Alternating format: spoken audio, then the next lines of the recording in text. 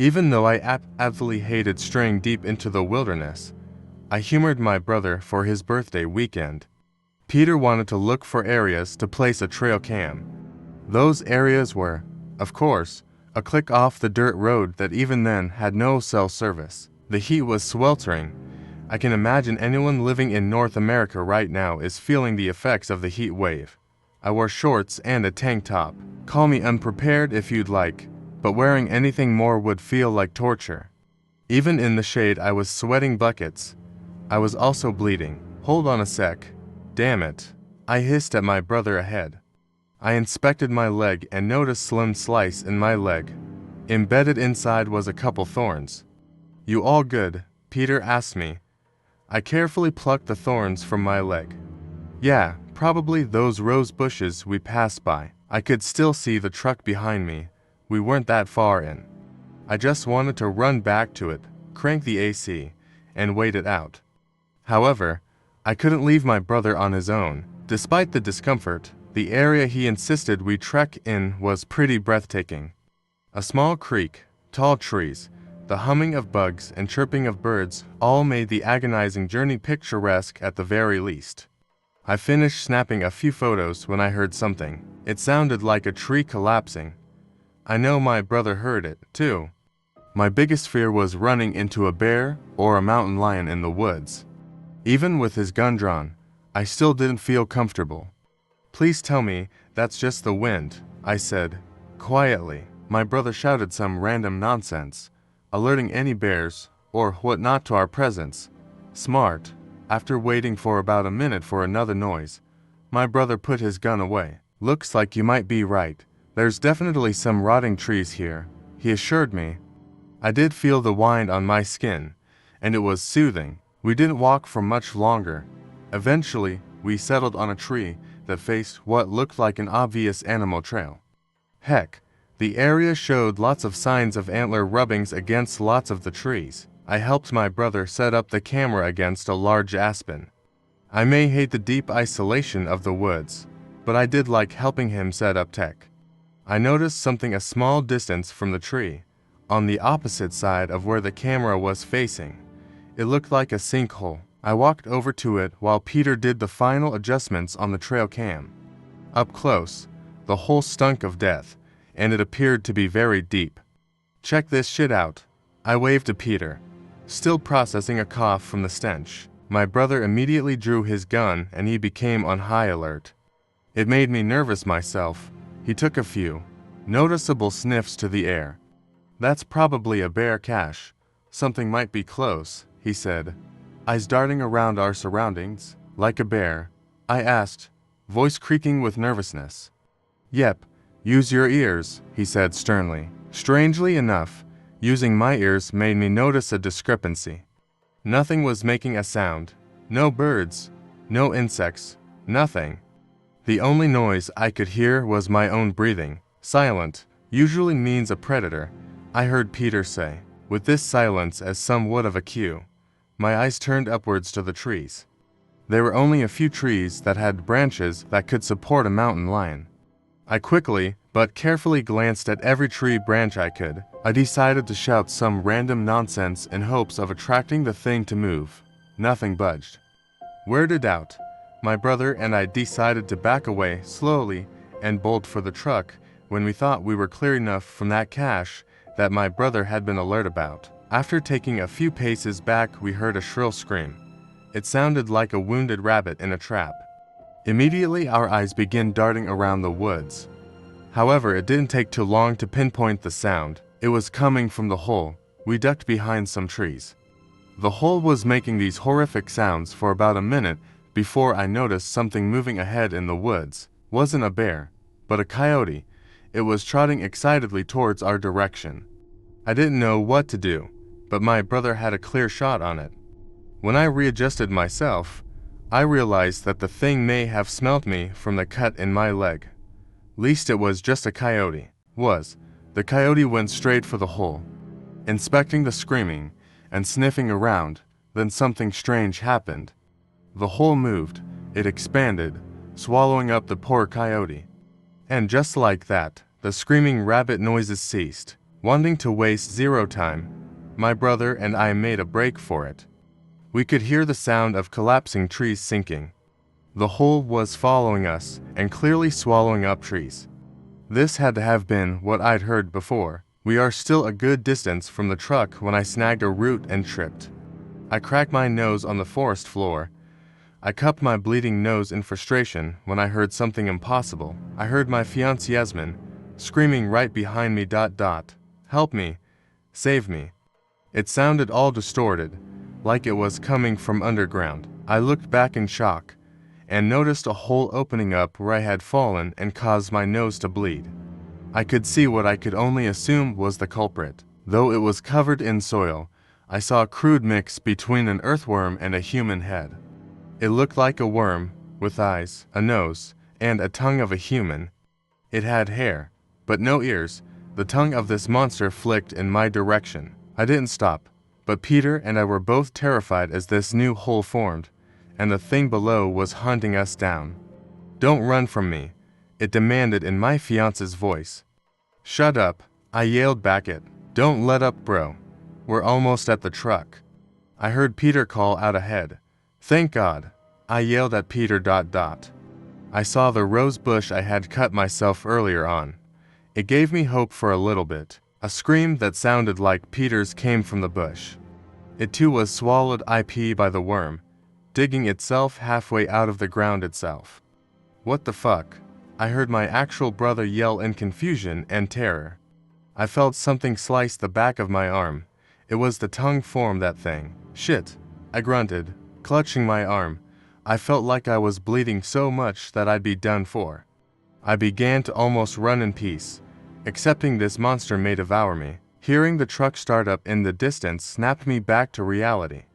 Looking at me, I saw the worm thing's sickly pale eyes staring at me. It began vibrating its head rapidly, making sounds similar to the nonsense my brother and I had made earlier. I threw open the passenger door as fast as I could, and slammed it so hard it could have broken. Peter got in quickly and we drove off. Heck, I don't even know if my brother wants to review his trail cam footage. If it's really a worm, we'd have to wait for some colder seasons in order to not risk getting swallowed up. Worms retreat underground in colder temperatures, right? If you see a hole in the forest floor, do not linger.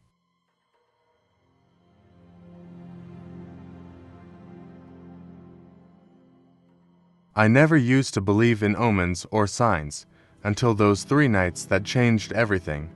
It began innocuously enough, with a subtle disturbance in my otherwise mundane routine. It was a warm summer evening when it started.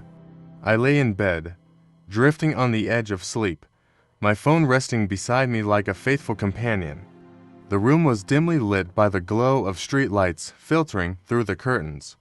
Suddenly, a gentle buzz interrupted the silence. I glanced at my phone, bleary-eyed, and saw a message notification.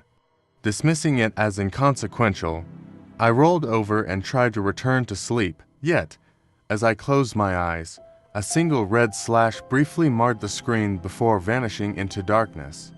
I blinked, attributing it to tiredness playing tricks on my eyes. Brushing off the unease creeping into my thoughts, I eventually succumbed to sleep's embrace. The following night unfolded with a different unsettling occurrence. A faint, rhythmic knocking echoed through the room, like fingertips tapping on glass. Startled awake, I searched for the source, initially fixating on the window above me. However, the sound seemed to emanate from the direction of the mirror mounted on the opposite wall. Heart racing, I approached the mirror cautiously, half expecting to find something inexplicable staring back. To my relief or perhaps disappointment, there was nothing out of the ordinary.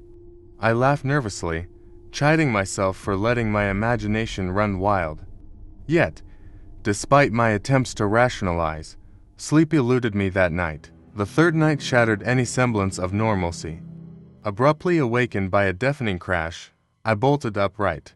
The mirror had inexplicably tipped over and shattered into 1,000 glittering shards upon the floor. Instinctively, I leapt out of bed, bare feet meeting a cruel surprise, a shard of glass slicing through my skin. Cursing under my breath, I gathered the pieces of the mirror and disposed of them, trying to ignore the unnerving sensation that someone or something had been watching. As I cleared away the last fragment, a chill ran down my spine, and for an instant, I could have sworn I glimpsed a pallid face staring back at me from one of the shards. Shaken but determined to regain control over my nerves, I returned to bed, hoping for respite from the inexplicable events. Yet, my phone buzzed once more, shattering the fragile illusion of normalcy I desperately clung to. Irritated and sleep-deprived, I reached for the phone, intending to silence it once and for all. But when I tried to turn it on, the screen remained stubbornly dark. Frustration mounting, I tapped the screen repeatedly, pressed the buttons all in vain. Just as I was about to resign myself to the night's restlessness, 3 crimson slashes materialized across the screen, stark against the lifeless black. Before I could comprehend the horror unfolding before my eyes, a spectral hand emerged from the depths of the screen, a clawed, pallid hand that reached out with unearthly grace. Frozen in terror, I could only watch in disbelief as it swept across my throat in a chilling caress. Gasping for air, I awoke with a start, drenched in a cold sweat, heart pounding in my chest. The room was silent, save for the rhythmic buzz of my phone. Trembling, I picked it up, hands trembling as I unlocked the screen. There were no messages, no missed calls, just the faint glow of the screen illuminating my trembling fingers. As realization dawned, a chilling certainty settled in my mind. Whatever had haunted me in those restless nights was no mere dream. And as my phone buzzed once more, the air thickened with an unspoken dread. I didn't dare look. For in that moment, I knew that whatever had marked me with those red slashes was still watching, still waiting for me. The proof came the next morning, when I hesitantly reached for my phone again. The device, which had been dead the night before, now powered on without issue. My heart raced as I navigated to the photo gallery, praying for some explanation. There it was, a single, haunting photo time-stamped from the previous night. The image was dark and grainy, but unmistakable, a pale, clawed hand reaching out from the screen, frozen mid-swipe. The 3 red slashes were visible on the glass, exactly as I had seen them.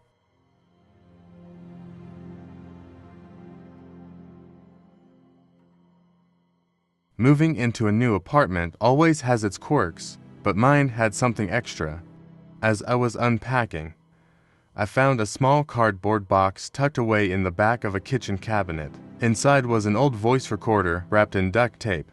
At first, I thought it might have been left behind by the previous tenant, but something about the meticulous way it was wrapped made me curious. I peeled away the duct tape, revealing the recorder. It was an old model, one of those you'd see in the 90s, and still had a cassette inside. The label was faded, but I could make out a date. July 12, 1998. My curiosity piqued. I decided to play it. The tape whirred to life with a click and a hiss of static. A man's voice, shaky and panicked, came through. If you're listening to this, then please, heed my warning. Don't unwrap the tape. Keep it sealed. I made a terrible mistake. There was a pause, followed by a deep sigh. It started a month ago. I found this same recorder in my apartment, wrapped in duct tape. I was curious, like you, and decided to see what was on it. At first, it was just noise, but then I heard it. The man's voice trembled, a voice, whispering my name.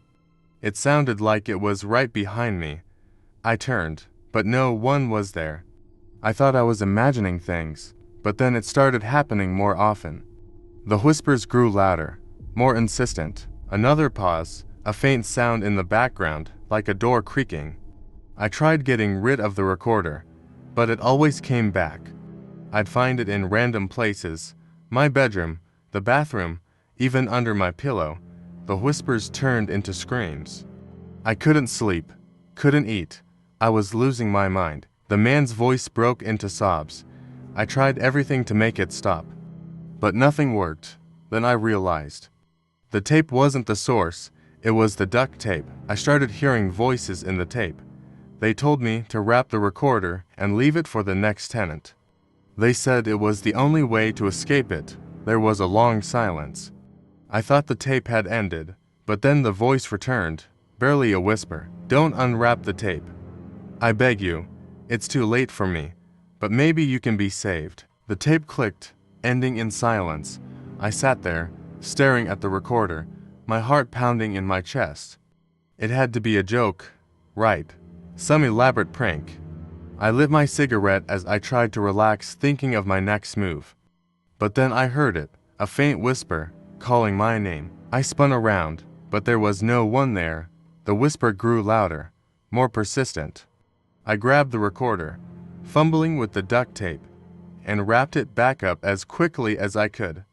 The whispers faded, but they didn't stop entirely. I shoved the box back into the cabinet, praying it would be enough. That night, I barely slept. Every creak of the apartment sounded like a whisper, every gust of wind a scream. My mind was trying to reanalyze it with paranoia from some sick person's idea of a prank. I knew I had to get rid of the recorder, but a part of me feared it would just come back. The next day, I put the box in the dumpster outside, hoping that would be the end of it. But when I returned to my apartment, the box was back in the cabinet, the duct tape still intact. I'm writing this as a warning to whoever finds this next. The recorder can be destroyed. The voices won't stop. They want out. They need someone else.